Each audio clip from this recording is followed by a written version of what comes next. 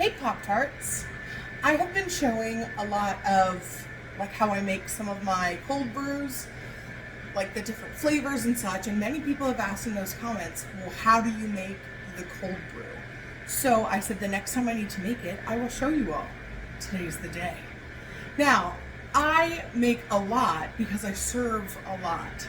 So we'll talk about some adjustments and things like that. But this is the Toddy cold brew system. Now this is a 5-gallon system. They do make smaller ones that yield about 36 to 38 ounces of concentrate, which we'll talk about in a bit. And you can do this on a smaller scale. There are some places that sell coffee that's just meant for cold brew and they tell you how to make it, but it has never tasted as good as it tastes when you use something like this. I got this off of Webstaurant. Okay, so it's a bucket with a spigot, and it comes with a plastic stand which goes inside. This stops your bag of coffee grounds from sitting directly on the bottom of your pot. You're gonna get, now it's coffee stained, but a filter that's mesh that you just drop in and pull around the top. And then we're gonna insert a paper filter inside of this, so I'll show you that. So this is what the paper filters look like. So you're gonna put that inside your like permanent filter, the one that you wash and reuse. And this is what your grounds will go in. They also come with little strings because we'll tie them off. We'll tie off the top. Now, as always, remember, this is just how the system I use to make cold brew. I am not saying this is the be-all, end-all, or the only way to do it, or the way that you must do it. I think people get really hung up on that. This is just how I do it. And if you run like a coffee truck or do events where you pop up and serve a lot of coffee or something, this is gonna be great because there is nothing like making your own cold brew. It saves you so much money. It's honestly so easy. Okay, so we have this already. Now what we need to do is get our coffee ground. So I'm going to grind a 5-pound bag of my custom blend of coffee. And we are going to grind that on the coarsest grind. You want big pieces. That's what's best to help bloom for cold brew. So I'll take you with me. Okay, there's nothing aesthetic about this next part. This is the knob of my grinder. I have to pull it out to be able to get more in. This is what a 5-pound bag of my blend looks like. And this is whole bean. Oh God, it smells amazing. Okay, so I already have it on coarse, and I'm gonna fill the hopper of my grinder. Obviously, it's not gonna all fit, but we're gonna start out with it nice and full. And I'm gonna keep the lid of the hopper open because I'm gonna have to add beans as we go. I'm taking this bucket to put the grounds in to transfer because I'm going to use this to add water later, so we're not gonna dirty 16 things. So I'm gonna put that here. It's about to get loud. Here we go.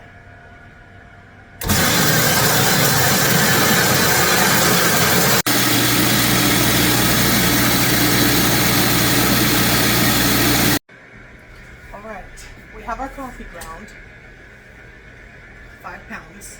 Now we're going to pour it into our double filter system here. Make sure you get it all. It's all flavor. For the water, I add 14 quarts of water. I will put, not translation, but like I will put what that is in ounces or gallons, or I'll put some kind of math here. It needs to be cold water. This entire process needs to be done cold. When you pour your water in, you want to do it slow, and you want to do it evenly over the top. You want to get all the grounds Now I'm gonna have to add more water. I can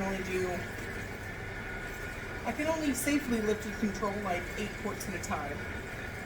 But you wanna make sure all your grounds are saturated. Now you can probably see stuff happening already. That's just fine. I'm gonna go get the rest of my water and pour it in. All right, the rest of my water is in. We're sitting about here. Now we're going to give it a stir to make sure all the grounds are incorporated and saturated. Okay. Now what we're gonna do is we're gonna let it sit while I'm gonna get stuff out of the oven, and then I'll tell you. We're back. So we are going to let this sit and do what's called letting it bloom. So what we're doing is now going to leave it undisturbed for 20 minutes, and it's going to form what they call a crust over top. And it's going to hold all this flavor in here. After 20 minutes, we'll come back and what's called break the bloom, and I'll tell you what we're gonna do from there. So I'm just gonna pop this on for now and let it sit right here.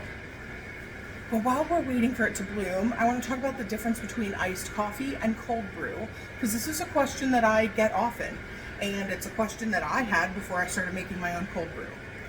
What is the difference between them? That's what people ask. Here at the bakery, online, and I totally get that. I ask the same question. Iced coffee is brewed hot coffee. So like I have hot coffee ready to serve in the bakery right now. I've made it how I make my coffee, right? Then you cool it down, and once it's cold, serve it over ice. That is iced coffee. You're taking a hot brew, cooling it at least to room temperature, and pouring over ice.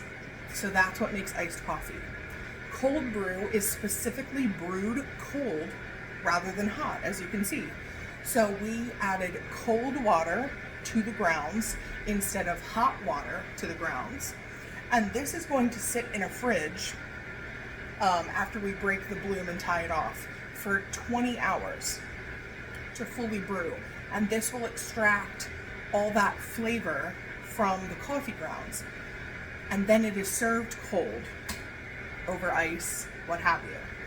Cold brew, in my opinion, is smoother and stronger of a coffee taste.